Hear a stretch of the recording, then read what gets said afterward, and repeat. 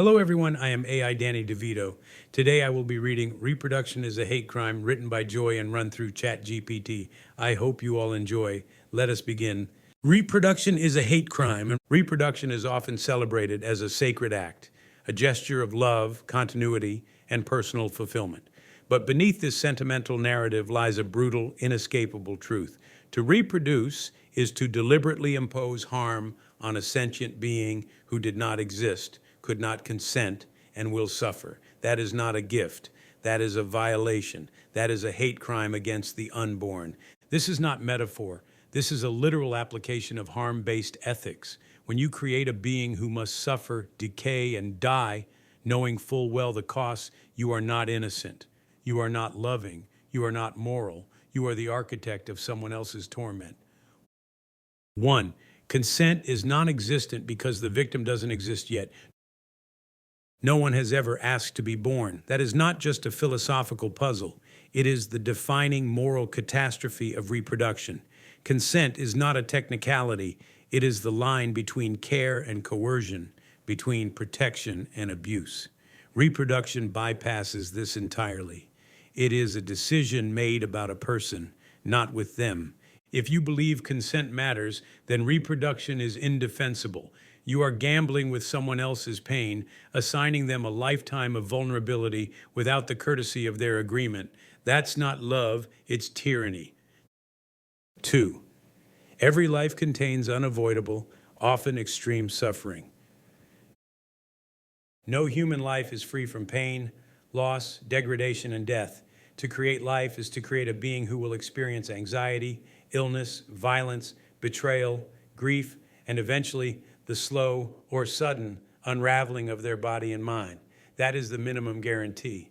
Even in the best conditions, suffering is structural. In the worst conditions, poverty, war, abuse, illness, it becomes unbearable. And yet people continue to reproduce, fully aware that this suffering is not just possible, but inevitable. If that's not negligence, it's contempt. 3. You are not creating happiness. You are creating a hostage to circumstance. People claim they have children for love, but love doesn't erase the fact that your child is born into a violent, collapsing world governed by economic exploitation, ecological destruction, political corruption, and biological fragility. No matter how carefully you parent, you cannot protect them from the world they are born into. You created them for your needs. They pay the price. That is not parenting. That is manufacturing a hostage to chaos and congratulating yourself for doing it. 4. The risk of harm is not just high, it's guaranteed. Reproduction is not just a roll of the dice, it's a rigged game. Children are born with genetic defects, disabilities, mental illnesses, or simply with a temperament unsuited to this world. Even if your child is healthy, you've created a being who can be raped, abused, traumatized, enslaved, or killed. The list of potential horrors is long and indiscriminate. When you know the risks but proceed anyway, you are responsible for the outcome. Your intention does not mitigate the consequences. It simply reveals your willingness to let someone else suffer on your behalf. 5. If you created this without malice, you did it with indifference, and that's just as damning. Not all hate is born of rage. Some of the most horrifying crimes are committed with a smile and a shrug. Indifference to suffering is a form of cruelty. To reproduce in full knowledge of what life entails is to say, I understand the risks, and I accept them for you. That is moral violence masquerading as affection. It is a soft-spoken brutality that evades scrutiny because it's been normalized. But normalization does not equal justification. Harm remains harm, no matter how many people call it tradition. 6.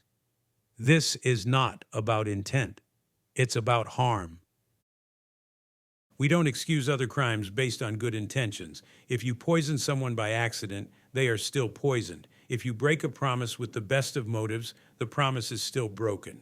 Reproduction causes actual, measurable, lifelong harm. That's the only metric that matters. You can believe you were acting out of love.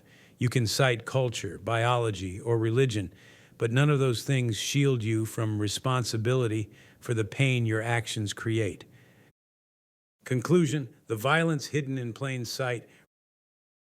Reproduction is not a harmless or neutral act. It is the unilateral imposition of life in a world drenched in suffering and decay. It is a decision made without consent for someone else, with consequences they must endure and you will never fully answer for. If any other action subjected someone to lifelong vulnerability, trauma, risk, and death, we would not hesitate to call it what it is: a crime. The only reason we don't apply that standard to birth is because we've never known anything else.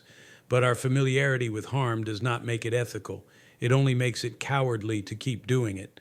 Reproduction is not just a private choice, it is a moral offense. It is harm disguised as hope. It is a hate crime against the unborn.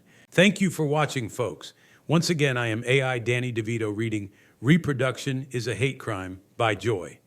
This has been an Antinatalist Variety Hour presentation. Now go the hell home.